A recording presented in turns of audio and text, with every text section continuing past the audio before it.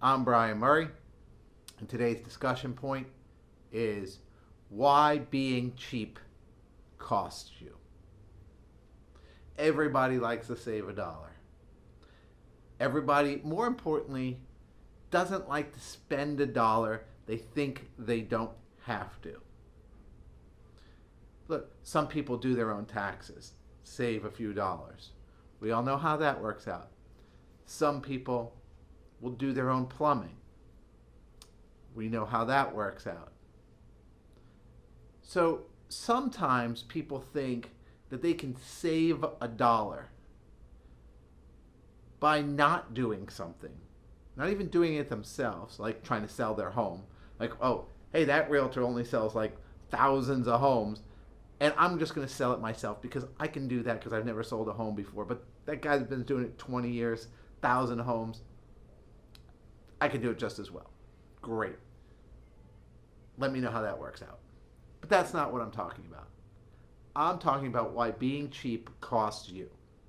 Specifically, cheap attracts cheap. And that's really the truth of it. Cheap attracts cheap. Like, you ever tried to, sell something on Facebook Marketplace or the old Craigslist or whatever, and you made it like really cheap because you just kind of wanted to get rid of it.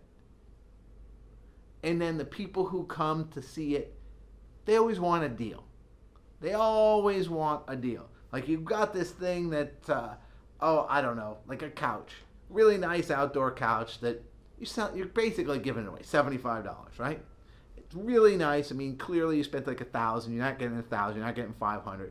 But you just want to get rid of it for $75. You'll probably stick around for $150, but $75 you just want it out of your house. And then, no matter what price you put on it, $50, $75, somebody's going to come in, and they come in, they're like, oh, hey, would you take like $40 for it? Cheap attracts cheap. So, when you're out there as a home seller, and you think, hey, I don't really need to redo those floors.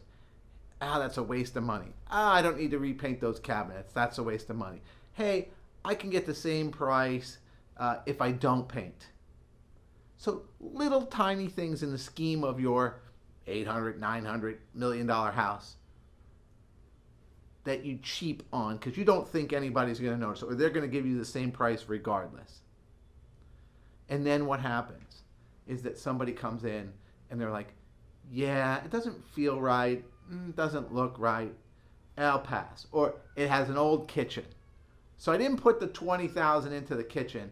I just decided, I'll get away with it the way it is, and they'll still give me the same price.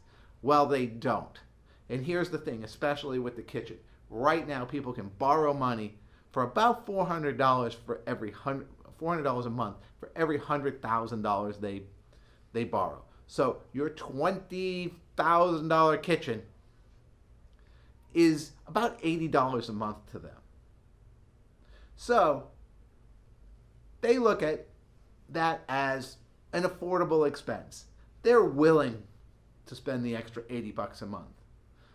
The people who aren't willing to spend the $80 a month are people who are cheap. They are the ones looking for the deal. They're like, this guy didn't update his kitchen. I'm going to do it, and I'm going to get the value from it. So I'm not going to give that guy what he wants. I'm going to undercut him because cheap attracts cheap. And then you get low bid offers, and you get cheap people who are trying to squeeze the money, the value for themselves and not for you. So the next time you have something where you think you're saving money by not putting money in, just know how it's going to turn out on the back end. This is today's discussion point with Brian Murray.